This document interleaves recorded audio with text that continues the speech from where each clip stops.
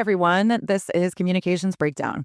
I'm Katrina Boylan, and because this is the second part of a three-part series, I'm going to keep this short.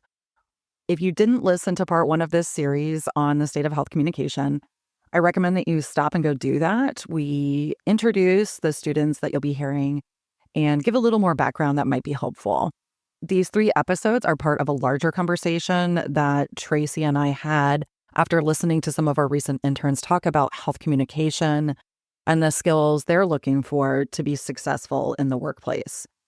In the first episode, we hear about the state of health communication education and then accessibility. And then in the third part, we get into creativity, graphic design, and what it looks like when we plan for dissemination. Coming up, though, we are going to get into language and word choice, how to use data for communications, and then end with some discussion on the design tool Canva. So let's pick up where we stopped in part 1. Okay, so then let's move to kind of the second half of this question. That was one part of it, but we did hear another theme emerge during this particular question. So let's hear some thoughts on language. Yeah, I think in the future, in whatever job I end up with, I think that language is super important. Like the levels of language that you use to portray whatever project you're working on. Sometimes you need to use a higher level of language. Sometimes you need to use lower level of language. Coming from an academic space, I've always just assumed that the higher level of language you can use, the better. But that's not always true. And so for some of the Instagram carousels that I've done, we've really had to work on some of the language because when you pull it out of studies or off of documents, it's often a lot more high level than what most people are able to comprehend. Elena's comments about language levels and health literacy really resonated with me and some of the experiences I had as a PhD student. When she said, coming from an academic space, I've always thought the higher level language you use, the better, but that's not always the case. I literally gasped. And it made me think of, when I first started my PhD in public health, I was in my mid-40s. So I had been out of academia and working in the health communication field for quite a while at that point. And when I first started submitting work for school, I was told over and over again that my writing was very clear and concise, but it was not academic enough. Yeah. And you know me, so because of who I am and the fact that I was in my 40s, I consistently fought back against that and said, no, by making our academic work too high level, we're actually making it inaccessible to the very people we need to read it and understand it. Yeah. Now, I do understand that we have to be aware of who our audience is. That's one of the things we teach, right? Yeah. So we have to speak in ways that will make them most likely to hear our message. So I had to learn that I did need to start writing up because when I'm in the academic space, I needed to do that. That's your audience. That's my audience. Yeah. But I think it's really important for people in academia to hear that we also need to teach our students how to write and create effectively for non-academic audiences. Absolutely. They need both of those skill sets. And I think that the focus too often is only on that academic style of communication. For sure. When I was taking classes, we did get assignments to create campaigns or write a social media post. But what we didn't get was the training that should go alongside of that said, here's the research from the field of health communications that says this is how you should construct the messaging for that campaign to make sure it resonates with the audience you're trying to reach. Right. So if I were designing public health programs, I would build health communication best practices and education in as required elements for every degree path. I said it before, I had to go outside of the College of Public Health in my program to find health literacy. And I had to go to the communications department to learn about some of the communication skills. And the communications department was great, but they were teaching the PR marketing side of communications, not that communication that we were talking about. That's the Right. Right. public health behavior change communication. Right. I have one more controversial thing I'm going to say here, and then I'll stop so you can respond. Okay. This may be one of my more controversial hot takes, but I personally believe that some of the time the reasons our health communications campaigns fail is not because they weren't important or that the concepts behind the messages weren't right, but because they were designed by people who had not learned these health communications best practices that we're talking about. Health communications is a robust field in its own right. Absolutely. And Yeah. many public health programs aren't acknowledging that or telling people to go outside of the program. And they're just not getting the training, and the students aren't learning how to do this. Right. What's the point of having the best design program in the world if nobody even hears about it or can't engage with it? Can't Right. actually participate. Is this something that I can even engage with? It's that system one versus system two thinking. The idea that most of the time we're processing on this kind of really low information, quick automatic level. And so when we put data at the beginning, we have to you have to shift to system two in most cases. And so I think we just overestimate the number of time, the amount of time people spend in that system two. They're really able to engage with the data. So, Yeah, I think we need to take a more active role in translating the research for them. I agree. So many scientists and research that we work with say, well, we just need to tell them the data. They'll get it yeah. if they know the facts, when that's not actually true. Yep. And it's a skill to learn Yep. how to do that and how to think about it. And I don't think it's one that we're doing a great job of teaching in public health. We need to Yep. learn how to craft these stories that Right. help people understand why our research matters to them What and does your audience need? Yep. right. And what can I do that will make a difference in my own life based on this research? Yeah. And I think that there is, I think you talked about COVID earlier. Yeah. And I think there's a lot of examples in these young people's lives where they've seen this actually matter. And so I do think that that's giving it also some, salience that maybe, some of the rest of us haven't experienced. I'll just say one other thing on this, and that is that as somebody who was not trained in public health, who has learned on the job, it's a struggle for me to sit in, a seminar where it's data methods, it's basically your paper, but on a slide. If you can't give me more than something I can read in the paper, why it matters to different audiences, how it's going to apply to things, the so what, then there's nothing in it for me. And so having sat in a number of presentations where that's really what it is. Now, again, in many of those cases, it's appropriate because that is what it's about. It might be, a postdoc interview or something like that, where it's entirely appropriate to use that. And, that reminds me of a time when I attended a seminar with a colleague who is, traditionally trained. She's a scientist, right? She's a data cruncher and loves the data. And so we went to a seminar, and it was on, I think it was on concussion prevention.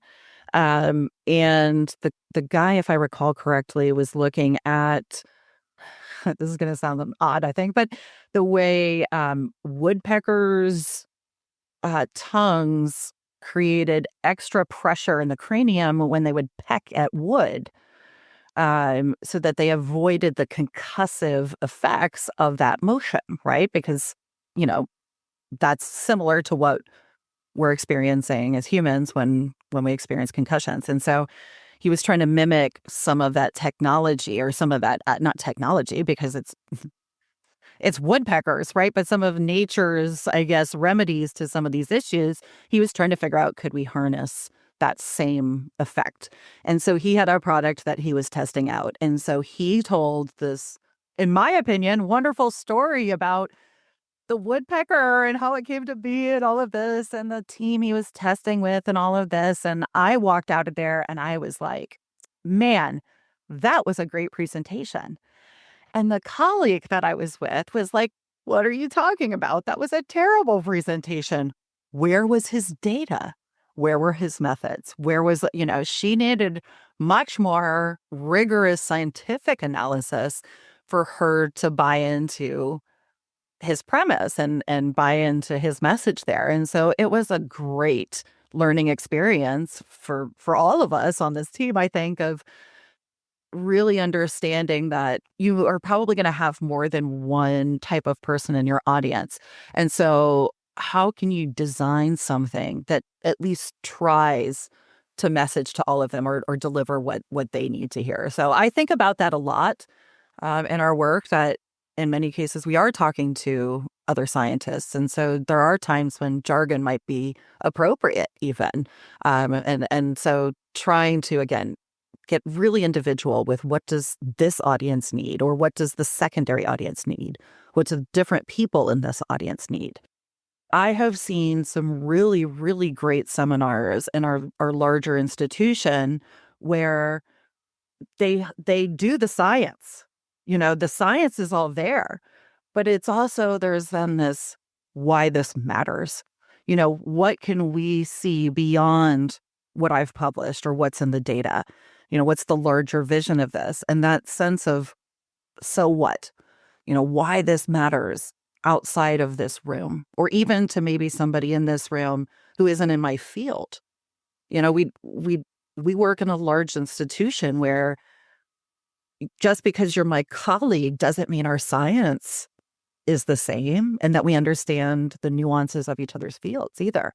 So yeah, I love the fact that these students are picking up on these themes, because I do think they translate even out into the real world, what we're seeing in our own institution.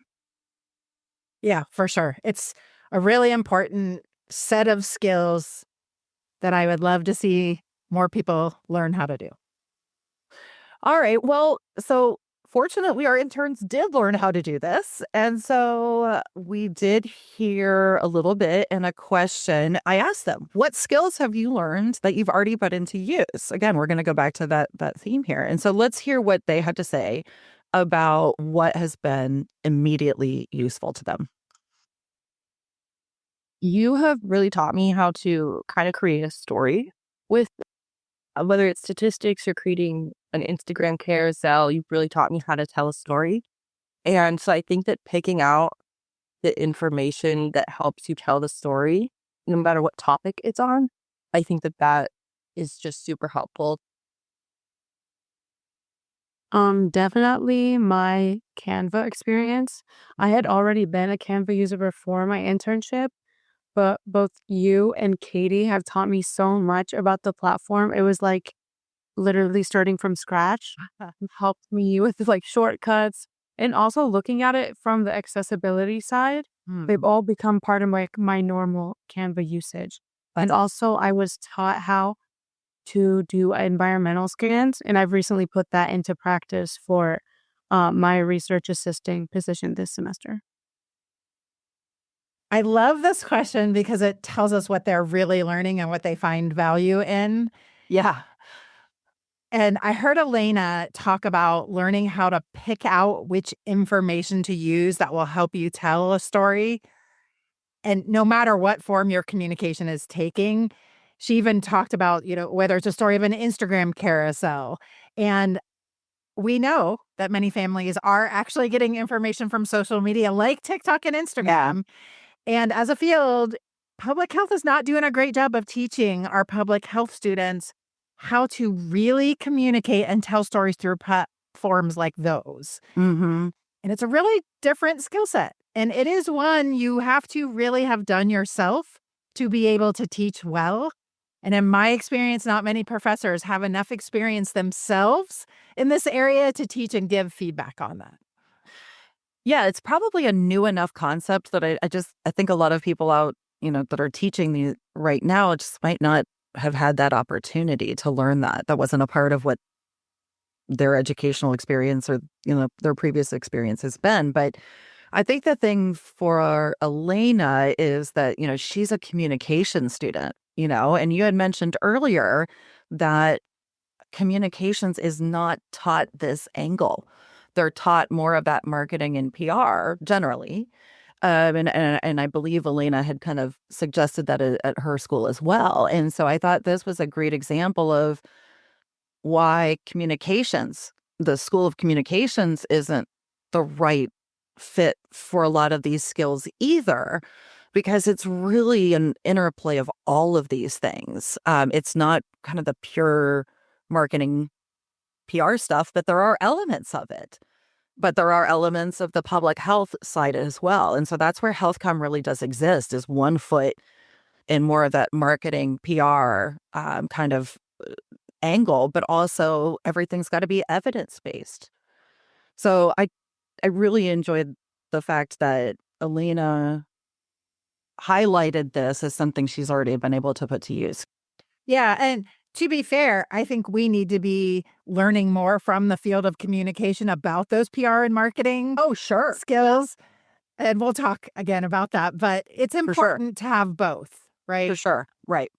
But that's why I loved having Elena. We can teach you the public health side. In fact, that was me. I got taught the public health side of things. I knew the communication side. I did not know public health. And so I can really relate to, Lena's experience there. But I do want to touch on the other thing that we heard, which was I thought it was fascinating to hear Yara say that she hadn't really done environmental scans or the concept of kind of a deep research. And that is something that I am seeing I've seen in other interns as well, is that when we ask for environmental scans for a certain topic, we expect, you know, a lot of resources to be coming up on these. And so what I have found is that they'll often give me something that's, a handful of resources, maybe a couple of videos, a couple of fact sheets, things like that. And I'm like, no, we need to see everything. And the idea that I think there's something to be learned from taking that really 30,000 foot view and the super close up, you've got to get to zoom way out and see everything you're working with before you can zoom back in. And so I loved the fact that Yara has been able to implement that particular skill. How do you get both sides? Um, I don't hear people mention that often as a skill they've implemented, but it is something I've noticed over the years that is um not always I think the most, I don't know, intuitive for some of our students. Yeah, I think you do a really nice job of teaching them to not only get an overview of what resources are available, but thinking about the quality of those resources and even the impact that those resources will have on people, which I think is even more important these days. And Mhm. honestly, it made me think of a story from a former intern where we had her go out and she found this fantastic article about marijuana edibles. And we wanted to do that research because we're seeing a rise in injuries to young kids getting into marijuana edibles now that these products are more legal, right? She found this great resource. The article was really well written, had great tips that would be easy to put into practice. It did all the things we were asking her to do. But what she didn't think about was the fact that the article was on a website called Toke of the Town that was Yeah. all about marijuana products, right? And so, Not the voice we're going for. right. And I had to have a conversation with her about, this is great and it's a great resource. But when we link to a source like that, there's this implication that you're supporting the information from that site and that the resources on that platform are something that you would recommend. Yeah. And as a children's hospital, I can't send you to a place that promotes marijuana use, right? Yeah. And I'm guessing many organizations are not going to be a fan of that. So it really got her thinking, even though that was a great resource, it's not one that I can link to. So what else do I need to look at? And this comes up all the time. Just this week, I had to teach some medical students the same set of skills. These are great resources. I can't link to them. And here's why I can't. Let's Right. talk through that. Right. And it is. It's something that we talk about virtually every single round, evaluating a resource for, again, not only the correctness of the information, but we will look at how is it displayed? Is it engaging? There's a bunch of stuff we look at. And then ultimately, is this something that we want to share? But another one I'll just shout out for for anybody listening is one we see a lot is in injury prevention. A lot of law firms will create really great visuals. And the material's all correct, and I'll see this a lot. And so when we do environmental scans, they'll say, "Oh, I found this great resource," and then it will have been produced by a law firm. And so we have to talk about how that's going to be inherently a conflict of interest for us. And so we can't use that, even if it's really great material. And so then it might be discussing, okay, well, if we like how this is displayed, how can we fill a gap? If we can't use this one and we can't just, steal their stuff, right? So maybe how is it we can, design something that, kind of will, again, fill that gap. Another thing that came up in these comments that I wanted to highlight was Canva. And Canva is an amazing tool, and it really has transformed what health communicators and public health professionals can do. And I love that you don't have to be a trained graphic designer now to create the materials on this platform. But there are principles of graphic design and health communication that really do make a difference on how messages are received. Things like white space, font size, color combinations, even the way you chunk information to put them on the graphic. It can, Absolutely. right? All of that can have an impact on design and message reception. And so our students are now, we're hearing, using platforms like Canva in school, which I think is great. Yeah. But they're not necessarily getting feedback on those skills. So when she said it was like literally starting from scratch, when you and Katie taught her a lot about how to use it, that really resonated with me. I think there might be a place for, let's learn some Canva design skills with graphic designers, because we know public health Mhm. departments and people that are they're going to have to know some of those skills. Not every department, not every place you're going to work is going to have a graphic designer on Sure. staff. So let's teach some of those skills as well. Yeah. And, there's one other thing on this Canva thing that I want to touch on. And that is that most students, if not all of them, they might have some Canva experience coming in, but there is an accessibility checker right there in Canva that is super easy to find. And virtually none of them has ever used it or seen it or anything. And so going back to the comments about accessibility, the way it shows up in Canva is easy to remedy these days. And again, we've actually got a Share My Screen series on that too. And so one of the things I have the interns do is watch some of those old Share My Screens and things like that to help learn these skills.